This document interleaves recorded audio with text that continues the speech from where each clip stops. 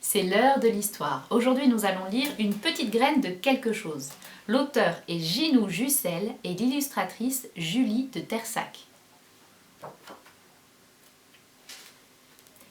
Il y a très longtemps vivait Monsieur l'Affreux, un jardinier affreusement méchant. Il détestait les enfants, les vieilles personnes, les voisins et même les animaux.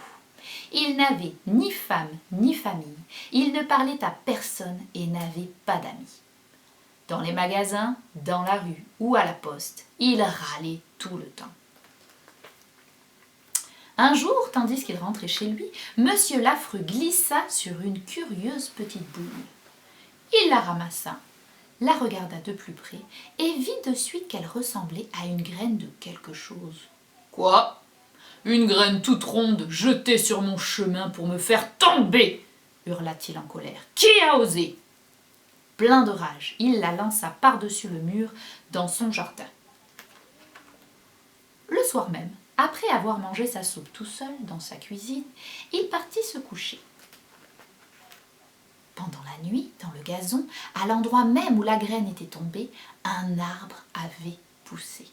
Un bel arbre avec de curieuses fleurs et d'étranges fruits en forme de bisous. Des bisous de toutes les couleurs, des grands, des petits, des verts, des roses. Oh, ça alors, un arbre à bisous, dit Monsieur l'Affreux d'un air étonné en ouvrant sa fenêtre le lendemain. Il en avait entendu parler, mais il n'en avait jamais vu en vrai. Il prit un grand panier et commença à cueillir quelques fruits. « Que vais-je bien pouvoir en faire ?» se demanda-t-il. « Une tarte aux bisous ? Non. Du jus de bisous ? Non, pas du tout. De la confiture de bisous ? Non plus. De la salade de bisous ? Encore moins.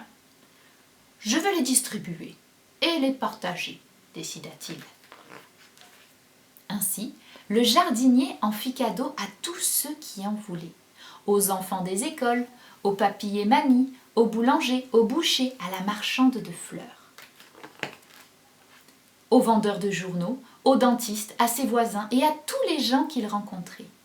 Plus il cueillait de bisous, plus l'arbre en produisait, et plus il devenait aimable en les offrant. L'arbre avait-il un pouvoir magique ? Et quel curieux fruit! Il provoquait un drôle d'effet.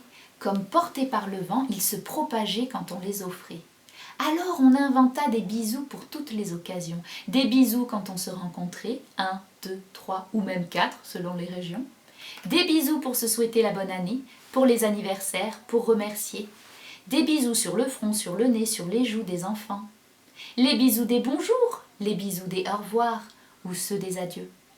Et aussi les bisous des amoureux, les bisous à peine effleurés sur le dessus de la main, les bisous soufflés pour ceux qui étaient loin. Il y avait même des bisous magiques pour effacer les petits bobos et pour consoler les chagrins. Le jardinier était maintenant le plus gentil et le plus respecté de son quartier. Il avait plein d'amis et des voisins charmants.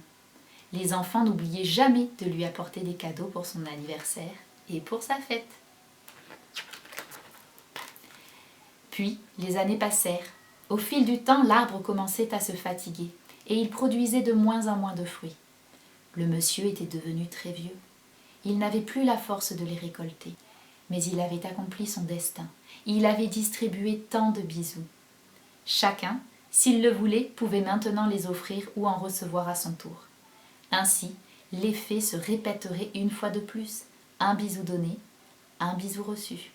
Et tout le monde oublia son vilain nom. Il n'existe plus d'arbre à bisous, car maintenant les bisous sont cachés dans le cœur des gens. Et sais-tu pourquoi il suffit d'un brin de gentillesse ou d'un simple bisou pour rendre les gens heureux ?